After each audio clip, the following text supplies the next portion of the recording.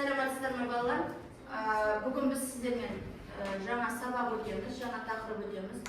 Сол үшін сабақты бастамас бұрын сіздер мына жерден жасырын сандардан алып топқа бөлініп алсаңыздар. Жылдамдатып топқа бөлініп алайық. Жасырын сандардан алайық.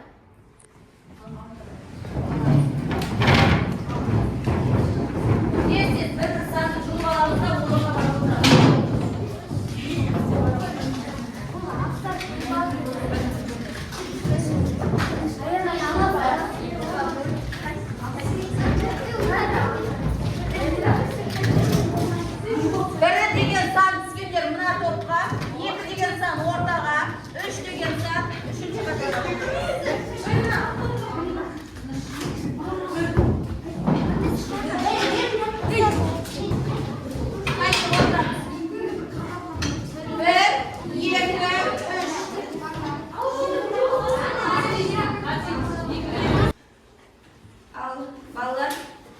Енді үй тапсырмасын қайталау мақсатында сіздерге мына жерден ережені толықтыр әдісі бойынша өткен тақырып ережелері қайталау мақсатында орындайсыздар тапсырманы.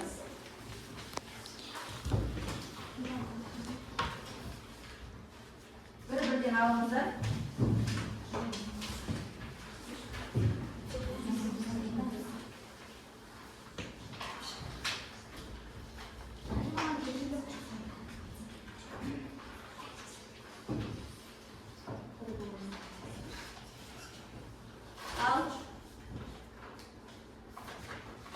Жазамыз жауабын.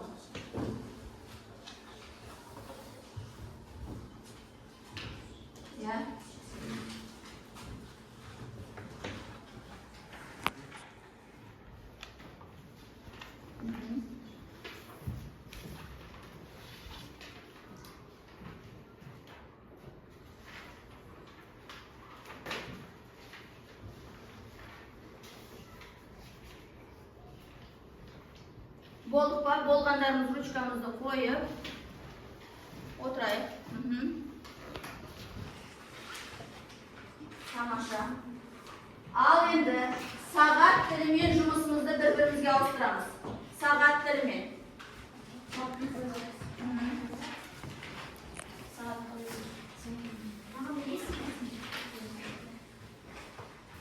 Ауыстырдық па? Енді жауаптарымызды тексерейік. Егер қасымыздағы оқушының жауабы тексеріп отырған қағаздарында дұрыс болса, тұмсық қоясыздар. Дұрыс емес болса, сызықша қойып тексереміз.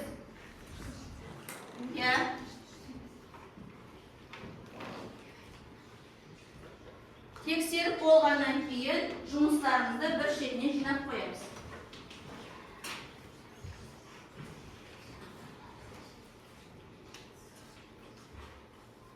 Жұмысты топтың бір ортасына жинап қойыңыз.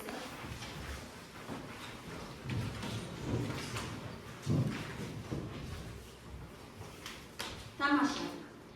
Келесі сіздерге проблемалық сұрақ, яғни ситуация береміз. Сіздер қазір мен алдыларыңызға қағаз таратамын. Сол қағазға кез келген сандар қатарын жазасыздар. Сол сандар қатарынан ең үлкен және ең кіші санды табасыздар. Ортасындағы тұрған санды табасыздар және ортасын табасыздар. Арифметикалық ортасын. Кез келген сандар қатарын жасаңыздар. Сандар қатарын құраламыз ғой?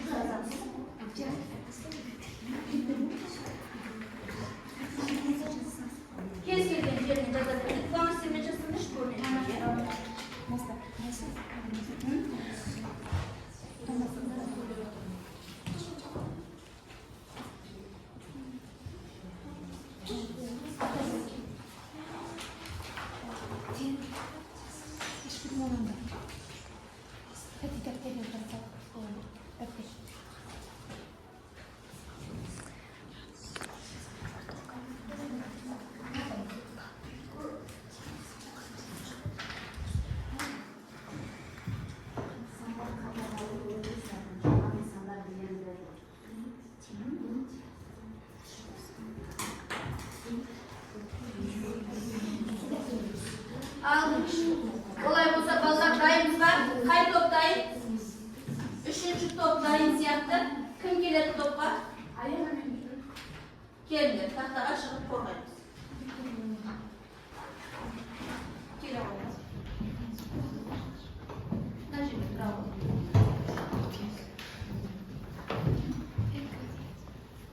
Qanday sonlar qator berdi sizlarga? 3, 6, 8, 10, 10. Al. Biz arifmetikалық ортада нақта қанша сан, сонша санды білеміз. Böldüm ya. Al. Sonunda qancha chiqdi? Qancha chiqdi o'qisiniz? O'rta manzara qancha chiqdi? 7,1. Medianalarimiz. Medianасы 8. Moda 3, 8, 10. Құлаш 7. 7. Жарайсыздар. Тамаша отырыңыздар. Келе ғой. Қасыңызға тұрыңыздар.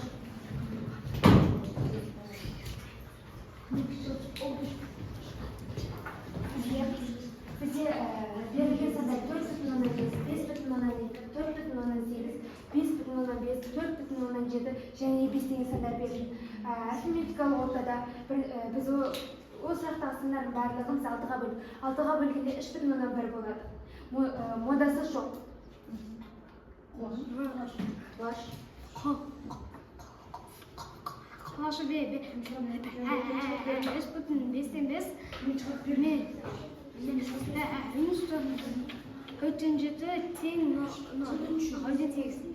болады. Ал медицина арасында біз мысалда кемуінен, либо өсуінен жазамыз. Дәл ортасына алсақ жазамыз. Бізде дәл ортасына алсақ 5,2 бізде 10,2 болады. Біз оны 2-ге бөлдік және 5,1 болды. Тамаша. Қандай сандар қатарынан? 15,2, 16,2, 18,6, 17,3. Бұның бәрін бір-біріне қоссаң 67,3 шығады. Бөлесі 4-ге 16,8. Тамаша. Модасы 16,2, құлаш 18,6 мен 12,5-ті азайттым, 3,4 шықты. Медианасы 18,6. Тамаша. Отырalım. Енді балалар бұл жердегі біздің өтіп жатқан, айтып жатқан тақырыбымыз статистикалық деректер және олардың сипаттамалары, арифметикалық орта, мода, медиана, құлаш деп аталады. Оқу мақсатымыз бірнеше сандардың арифметикалық ортасы, санды деректердің құлашы, медианасы, модасы анықтамаларын білу. Статистикалық санды сипаттамаларды есептеу болып табылады. Бағалау критерийіміз арифметикалық орта сандық деректер қатарының құлашы, медианасы, модасы ұғымдарын біледі. Арифметикалық ортаны таба алады. Сандық деректер қатарының құлашын, медианасын, модасын таба алады. Енді мен қазір қысқаша ғана толықтырып кетейін. Статистикалық сипаттамалар бізде жаңа айтқанымыздай 4 топқа бөлінеді. Яғни арифметикалық орта, медиана, мода, өзгері, құлашы. Әр қайсысының қарап тұрсаңыздар белгіленуі бар.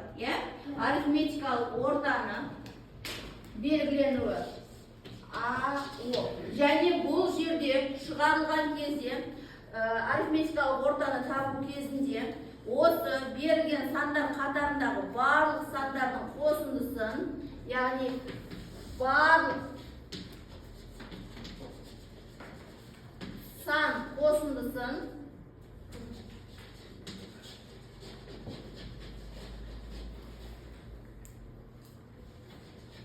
берілген сандардың санына бөліп sandардың санына бөледі екенбіз.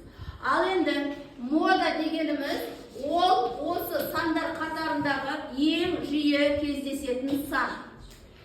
Медиана дегеніміз сандар қатарындағы дәл ортасында тұрған сан. Ол дәл ортасындағы санды табу үшін өсу ретімен немесе кему ретімен жазып алу керекпіз. Және сол сандардың дәл ортасында тұрған санды табамыз. Немесе жұп сан ретінде келетін болса, онда дәл ортасында тұрған екі санды қосып, екіге бөлеміз. Сол кезде бізде медианасы шығады. Келесі, өзгеру құлашы. Өзгеру құлашында біз берілген сандар қатарындағы ең үлкен саннан ең кіші санды азайтуымыз керек. Сол кезде бізде өзгеріш құлашы пайда болады.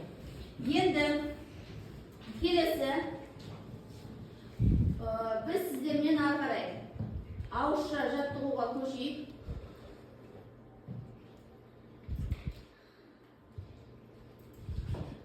Мына жерден ауызша тапсырма орындап жіберейікші. Арифметикалық орта жаңа қандай дедім? Берілген сандардың қосындысын сол сандардың санына бөлу керекпіз деген. Ал енді 5 пен 3-тің арифметикалық ортасын кім тауып береді? 5 пен 3-тің дұрыстап толықтырайын деп қалай шығардым? 5-ке 3-ті қосқанда 2-ге бөлдім. Тамаша. 5-ке 3-ті қосып 2-ге бөлдім. Келесі 30 пен 50-дікін кім айтады? 30 пен 50-дікін. 30 пен 50 қосқанда 2-ге бөлесің. Тамаша. Енді келесі сандыкын Аружан айта ғой. 6,5. 3 пен 10-ды қосам және 2-ге бөлеміз ол кезде 6,5 шығады. Тамаша. Келесі 5. Өте 0,5. Тамаша. Келесі сандар ішіне модасын табайықшы кәне тездетіп. 4, 5, 3. Ең көп санымыз 5. Тамаша. Өзгеріс ауқымын табайықшы. Ең үлкен саннан ең кіші санды азайтамыз кәне. 2 қалама. 9.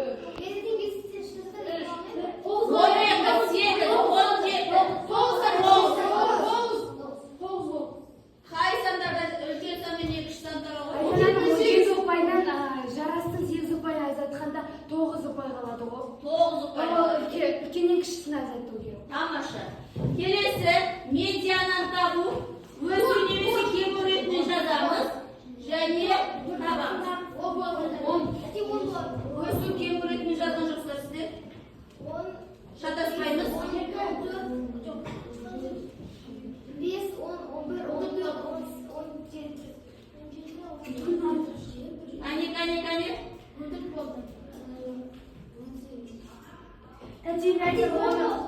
Бірінші 5-ті, және 7-ні, 10-ді, 11-ді, 12-ні, 14-ті, 18-ді қойып. Ол кезде дәл ортасында болған 11.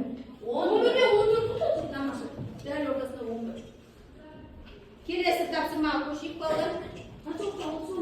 Бірге ойлаймыз. Білеміз ғой, біз платформамен жұмыс жасап көрдік қой, тура солай платформамен тағы жұмыс жасаймыз.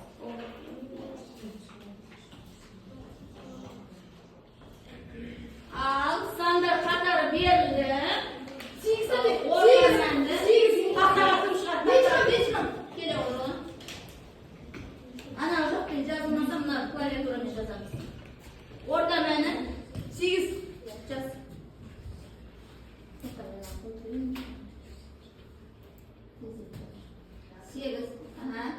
Медианы 8-дің дұрыс емес орта мән. 3-ін қосып, 3-ге бөлесің.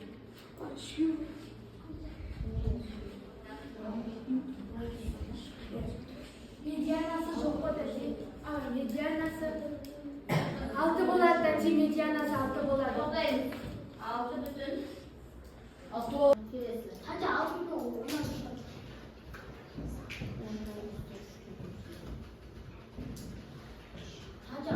Кет гараж. Медианасы 6. Келесі. Модасы жоқ. Мода жоқ. Жоқ па? Жоқ. Келесі. Biz.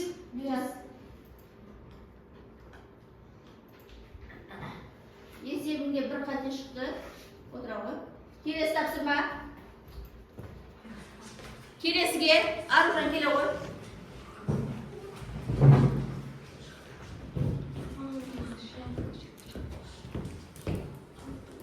Келе ғой Аружан. Орындай ғой. Барлығымыз қосылып отырамыз. 35.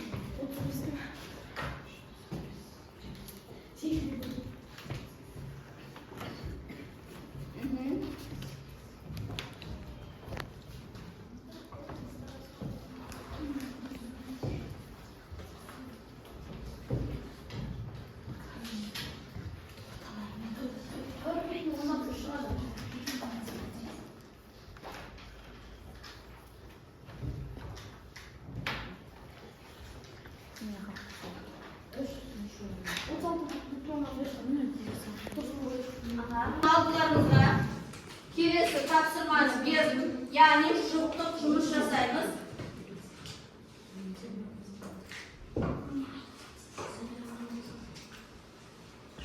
Жұптық жұмыс. Yani сендерге сандар қатары берілген.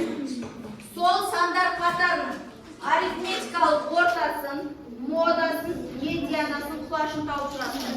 Жұппен орындаңыздар. Бастаңыздар.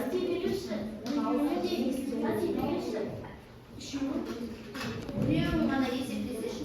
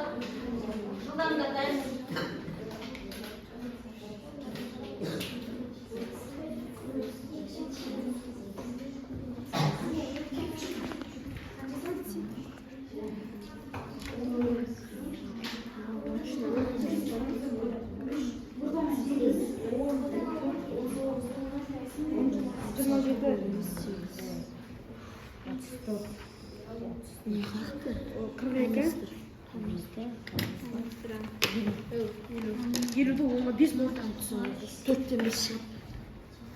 Жазып отырамыз.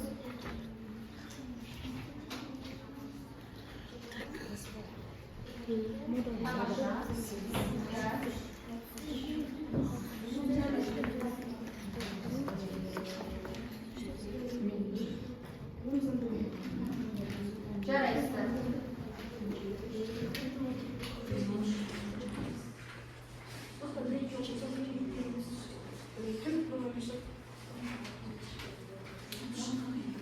Мына жаққа жауаптарын жазыңыздар.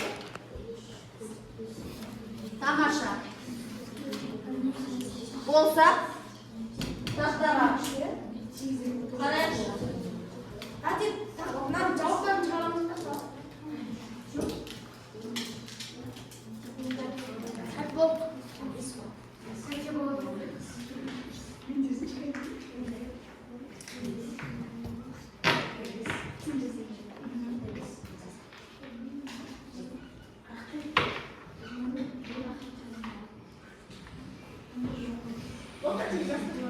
Тамаша. Жұмыстарыңызды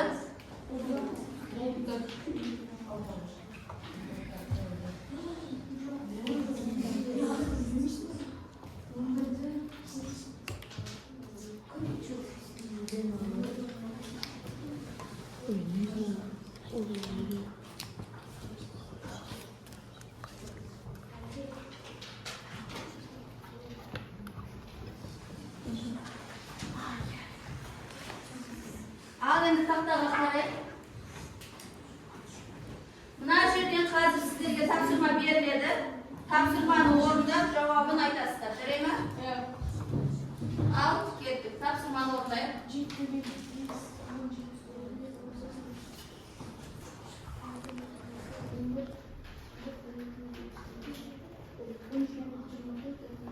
Құлаш, балалар, біріншісі құлаш.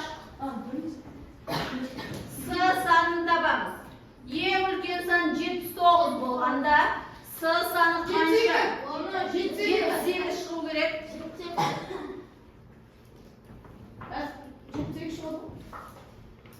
Yo'q, endi S sani belgisi bo'lib turibdi bu yerda. S sani topib kerak. Sudagi san jasur qaysi? Tamasha, birni qo'yamiz. Al. Kelesi. Tağda o'zgarsa o'qishlarimiz. Ulkenni qishnalamiz, plashlarimiz tez.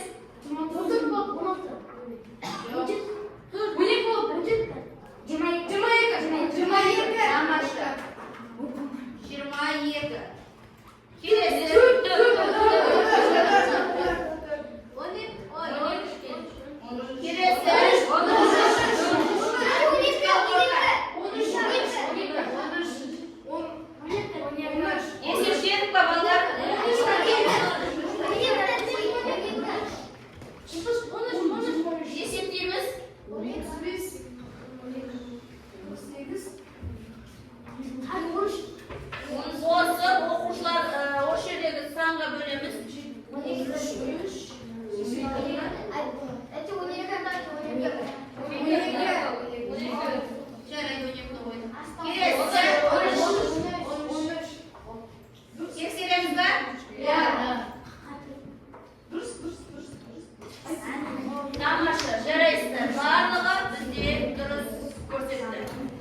Kelesi.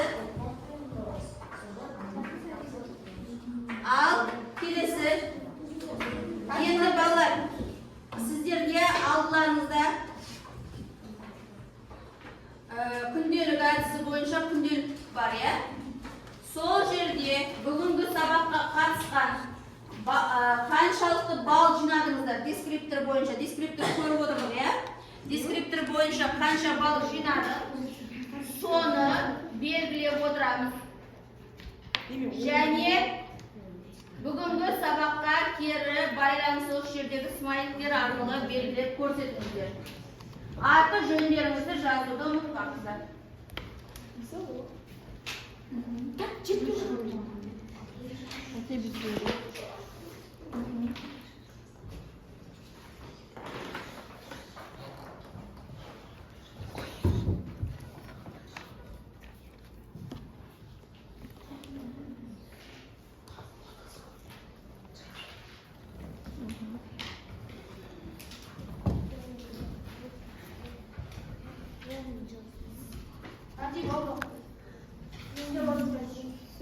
Tamasha.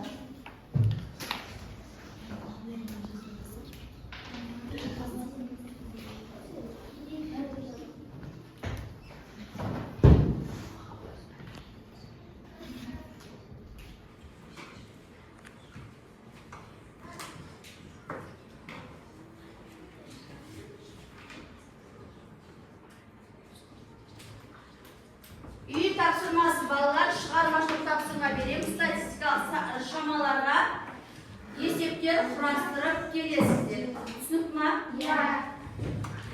Bugungi saboq turali kimning o'yi bor? Qanday adis unadi? Tushundikmi, tushunmadikmi? Kim o'xshayib beradi? Turib aytaman. Mana moda adis unadi. Al saboqni men o'qitdim. Jarayt, rahmet. Tağda kim aytadi?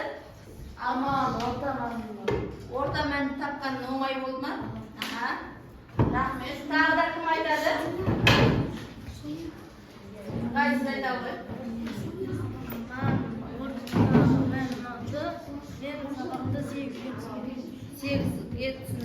Jarayt. Tamasha. Rahmet. O'smen sabog'imiz oyoqsaldi.